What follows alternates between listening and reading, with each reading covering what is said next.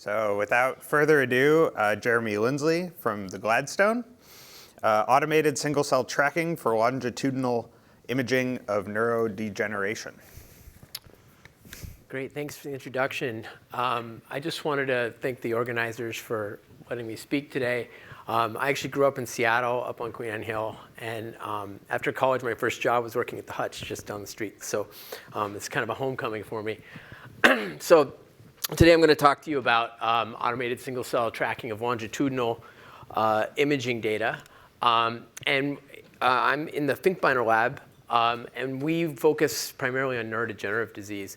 And that really the 5 major neurodegenerative diseases, dementia, Alzheimer's, ALS, Parkinson's, and Huntington's disease, combine to make the number 5 killer of people in the United States. But more than that, there's a huge outsized emotional impact of knowing friends or family suffering with these diseases. And while there's been innumerable targets and mechanisms that have been described for potential therapeutic intervention, there's actually currently no cure or approved therapy that slows progression of any of these 5 major diseases. So neurodegenerative diseases are typically described in the clinic by appearance of a linear progression of hallmarks of the disease. But what you find and what studies have shown is that subcellularly, and actually in neural networks as well, that there's actually a more complicated nonlinear relationship between the onset and the progression of these diseases and the hallmarks you see.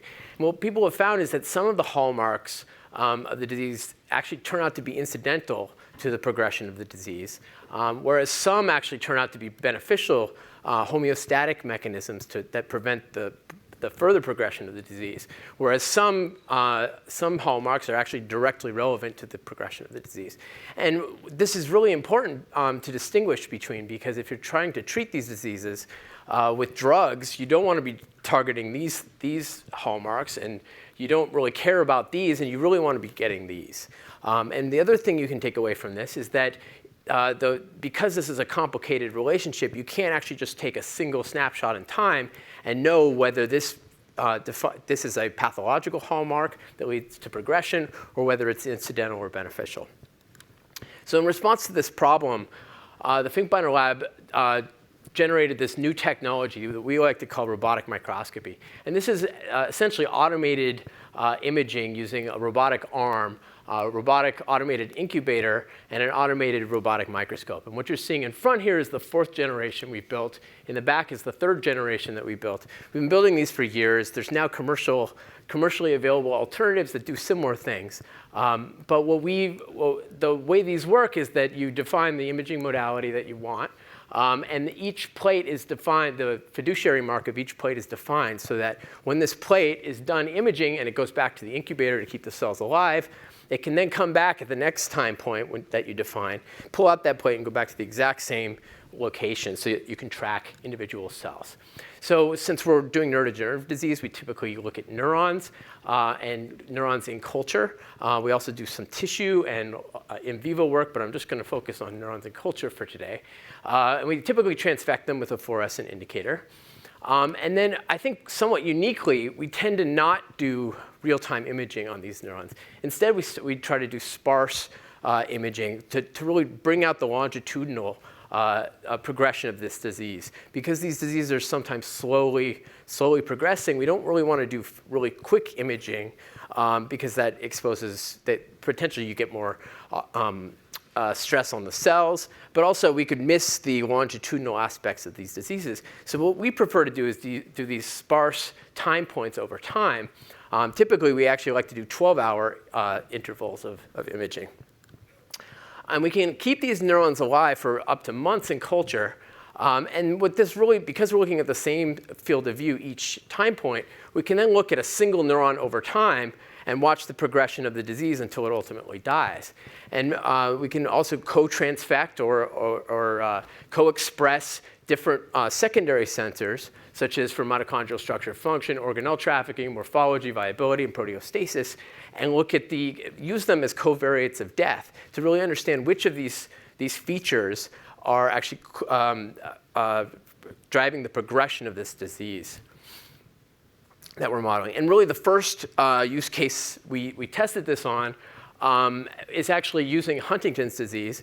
In Huntington's disease, one hallmark is in pathology, you see these inclusion bodies, which are really these puncta of Huntington protein that appear. And you can see that on the bottom panels labeled with GFP. You see these puncta form within the cells. And on top, we have a morphology indicator, just RFP, expressed in 3 different neurons. And what we were able to use robotic microscopy to define is that neurons that actually show these puncta actually tend to survive longer than neurons that express Huntington's but don't form the puncta. And from that and statistical analyses, we showed that the presence of inclusion bodies is actually a beneficial coping response of these cells to having Huntington's aggregation rather than a pathological hallmark that we want to target for therapy, which is what it had been thought before. And so this was a nice use case scenario, but we actually found that this whole technology has more legs than just that.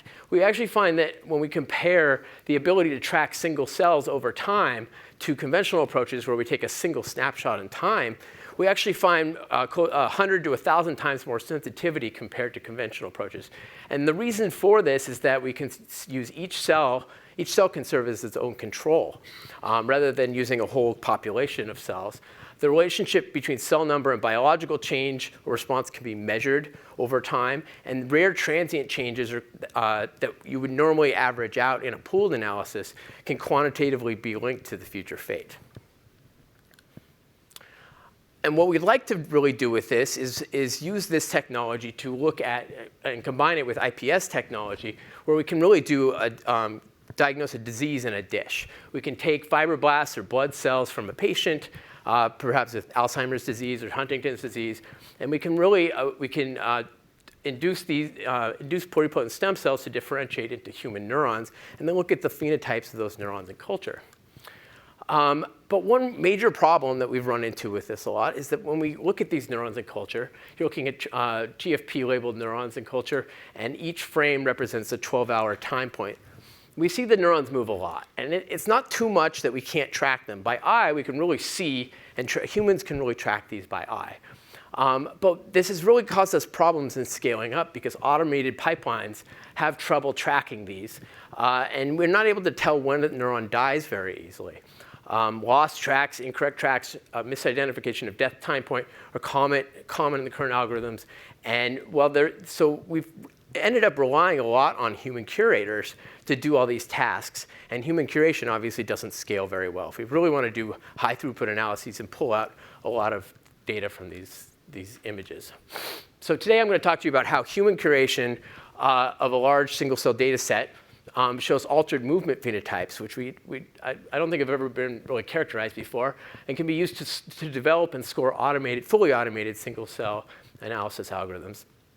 And then I'm going to tell you about the development of an automated single cell neuronal death classifier using the genetically encoded death indicator and deep learning that achieves tracking accuracy on par with humans. And then finally, I'm going to talk to you about the use of this GECI-CNN and neuronal face matching to achieve automated detection of altered movement phenotypes. So to start, we realized we had a problem here that we really needed to figure out this computational problem. And we got together with collaborators at OHSU and Sage Bionetworks here in Seattle to develop this computational problem as a dream challenge. In other words, to build up the data and release it to the community to try to solve the problem. And so we really put together 8 large longitudinally imaged IPS-derived motor neuron data sets with typical protocols for differentiating into neurons. We focused on amyotrophic lateral sclerosis and spinal muscular atrophy, which I'm going to talk about a little bit in a second. They all had 12-hour time points, and they had up to 16 time points per data set. So a quick note on how well, actually, let me back up 1 second. I forgot to mention, we didn't end up doing a dream challenge. And part of the reason was, in order to do a dream challenge, you have to have accomplished this task to a certain amount so that the computational community can try to get above that. Since we hadn't really solved the task at all, we realized that we had to back up a step and actually try to solve it ourselves before we released it. So we haven't even gotten to that step. But I will show you that I think we fixed it enough that we don't need it anymore. So just a quick note on how we set up this data. For segmentation, we've heard a lot of talks on segmentation today. We took a very easy route on segmentation to try to sidestep the problem of segmentation. We can go back and fix this at a later time. But what we realize is that in order to segment these pretty sparsely labeled neurons within culture, one way that we can do it is just look for the brightest spots that are above a certain size. And that tends to isolate just the soma of the neurons. These neurons all have projections that overlap, so it's really hard to semantically segment each one with an identity. So we thought that this would be an easier way. This is how we generally do it. And it allows us to focus more on tracking. So we segmented all the neurons. We created binary masks that we've labeled with different colors here, and tracked them over time and had manual curators do a heroic task of going through all the data. This is an overlay of all the sets of data that we accumulated. So it's 312 plus thousand neurons that we segmented. Of those, we curated about a third of them. And then most of those we then tracked and drew essentially lines connecting all of the paths of those neurons.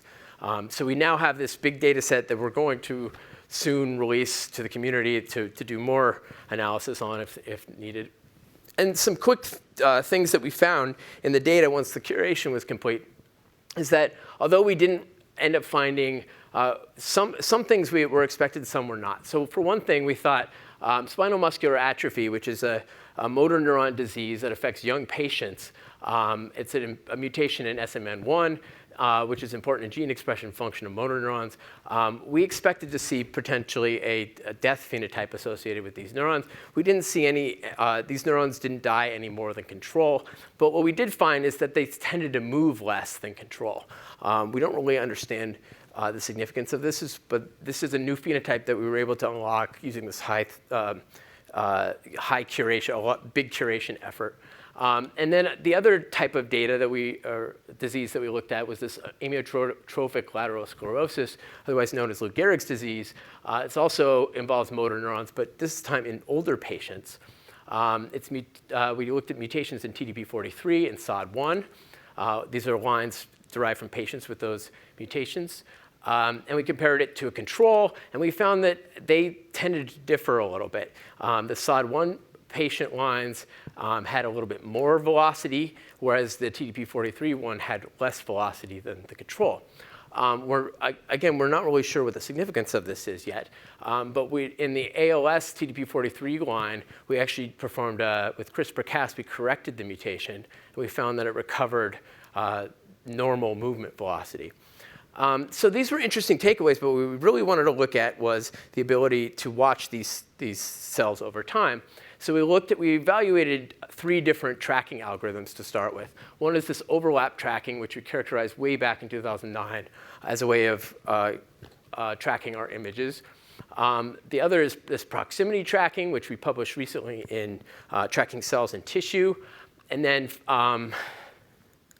finally, we looked at this our collaborator, Young Cheng, who's here today. If you want more details on this, he can talk to you about it.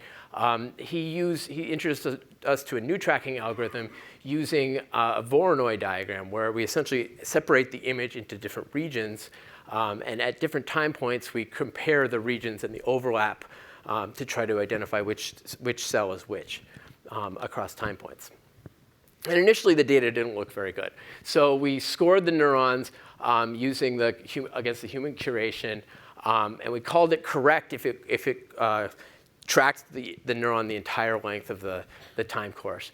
And what we found is that the tracking accuracy rarely exceeded 50%, so very poor. This is across a lot of time points, but it didn't complete the track very often.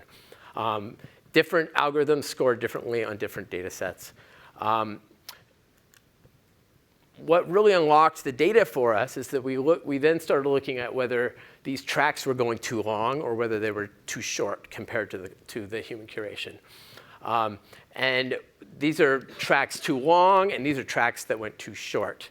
And what we could see is that a very large plurality of error tracks were from tracking too long. Less were done from breaking off too soon, but Voronoi really seemed to not break off too soon. So that was a special feature that we think is important in its success. And the reason we think it's successful is that we had human curators also identify when they thought a cell was dead. And it turned out when we subtracted all the dead neurons, it turned out that the algorithms actually performed better. And in particular, Voronoi performed really well. So it got over about 85% accurate if we just don't have the accuracy, have the algorithm detect whether a cell is dying or not. If we remove that from the decision, which makes sense that when the algorithms are going too long, it makes sense that they're over-tracking dead neurons. So that's great. That tells us that the algorithms can work if you can also tell when a neuron's dead. But they don't do that. So in order to tell whether a neuron is dead, we need another way. And we've long struggled with this, obviously, looking at neurodegeneration. You see a lot of neuronal death. And it actually is a big problem for us in the lab, because if you're trying to look at the period when a neuron's unhealthy over time, it really depends when you call it dead. If you're looking at a dead neuron, you don't want to be characterizing what a dead neuron is doing.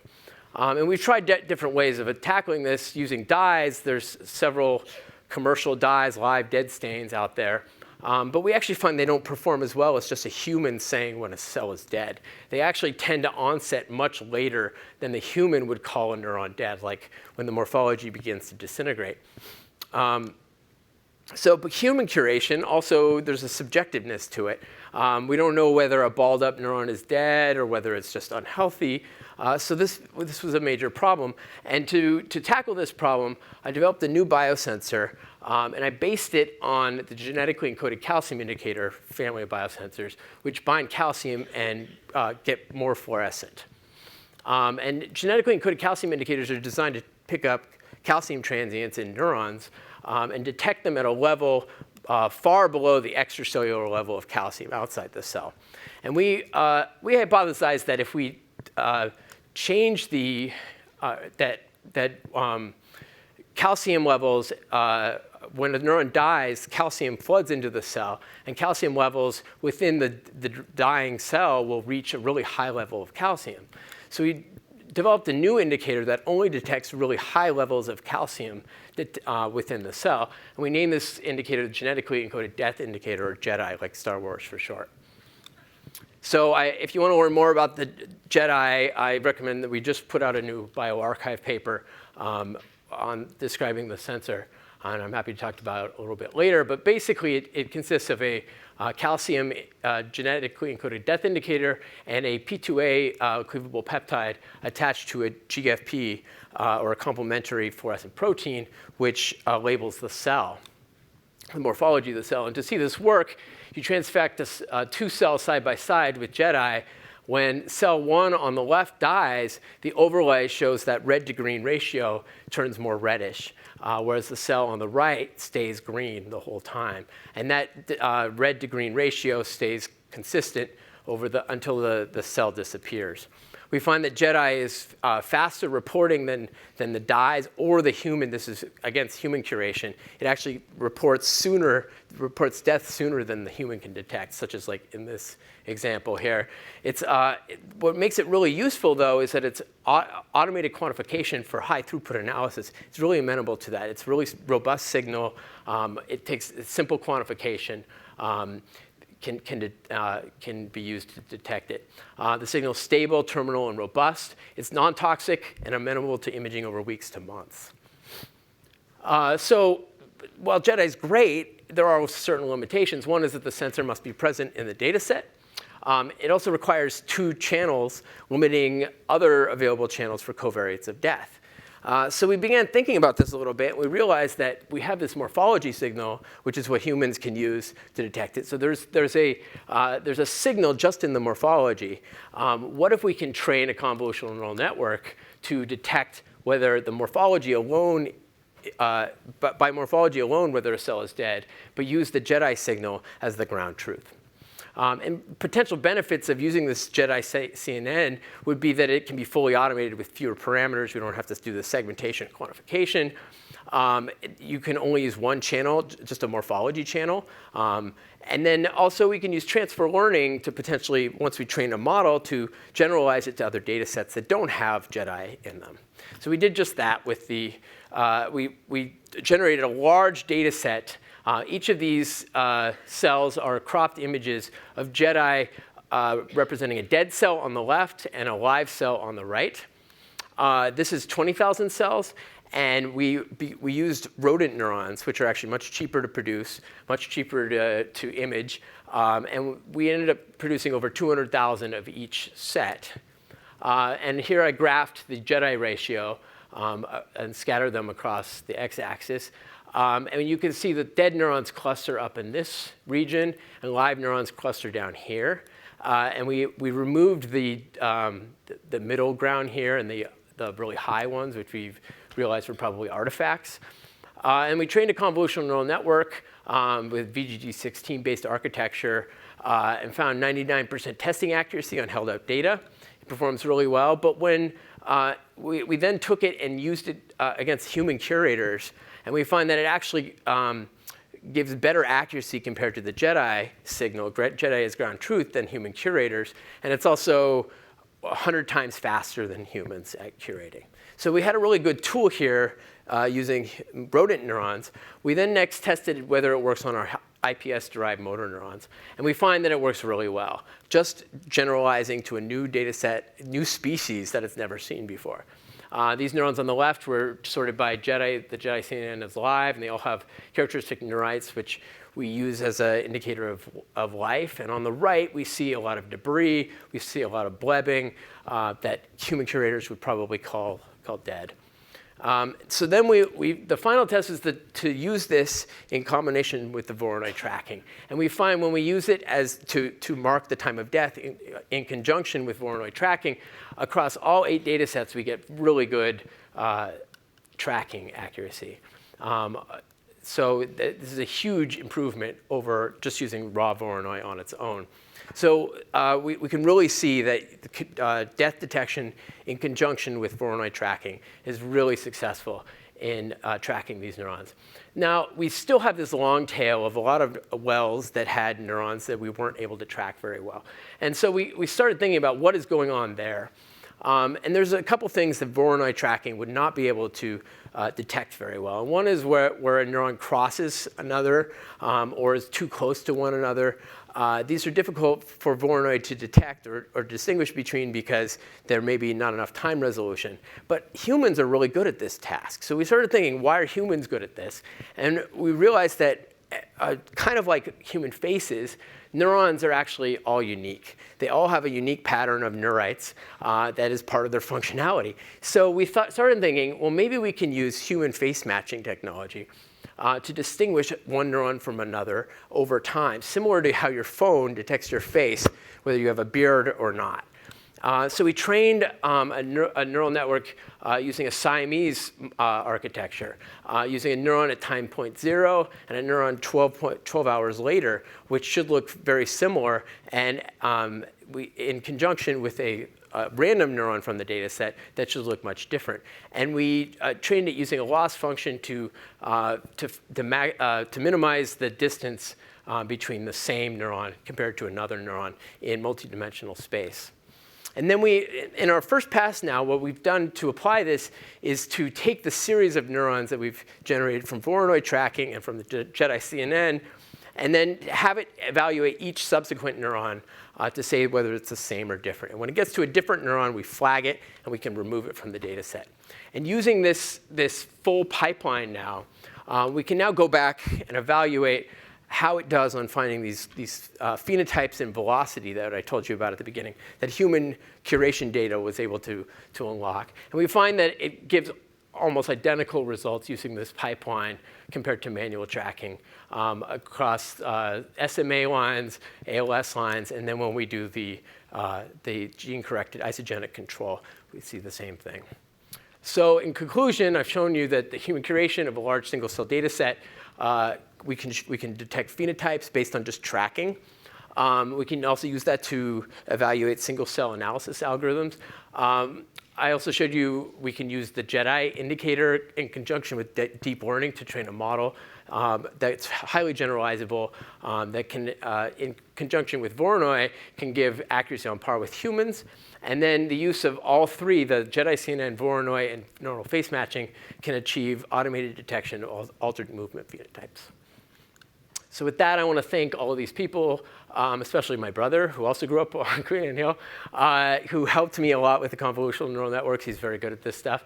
And all these other people, including our collaborators on this at OHSU and Sage Bionetworks. And I'm happy to take any questions.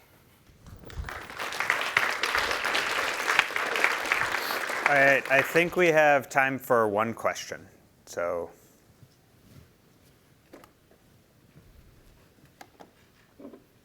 I have a question for you. What were the major implementation challenges of building this pipeline? In terms of, it's a lot of data. We didn't really know, we kind of felt it out as we went, right? So we kind of had to figure out how to do the segmentation, the tracking, how to fit this all together, and then match humans. I think one major thing that we found is that humans tend to be, at the end, I don't know if we'll ever match humans, because humans tend to be, they have tracking errors that we can see, and then we don't know how to correct them on a second pass. So really kind of figuring out, being nimble and getting through it with whatever we can was difficult. All right. Okay, thanks. Thank you very much.